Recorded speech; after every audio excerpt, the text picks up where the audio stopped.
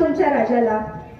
येसाजी आले आणि सांगितलं, राज पाटील मगरूड आहे, येत नाही म्हणून सांगितलं.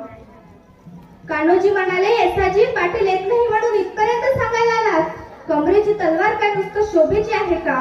काढायची आणि आणायचं पाटलाला. 50 मावडे गेले आणि मुसक्या बांधून पाटलाला दरबारात हजर केलं. पाटील गयावया करायला लागला, राज न्याय द्या. महाराज म्हटले, याला एकच शिक्षा, याचे 2 हात काढा, 2 पाय काढा आणि मानाने पाटलाला गाढवावर बसून गावात पाठवा. गावचा पाटील आहे, मान मिळालाच पाहिजे. 2 हात काढले, 2 पाय काढले आणि मानाने पाटलाला गाढवावर बसून गावात पाठवून दिलं. ही शिवरायांची न्याय व्यवस्था होती. उशिराने मिळालेला न्याय सुद्धा अन्यायाच्या बरोबरीचा असतो हे महाराजांना ठाऊक होतं. आज आपण यातलं काय घ्यायचं? मला वाटतं आपल्या समाजातल्या स्त्रिया सुरक्षित राहाव्या, आपल्या देशातल्या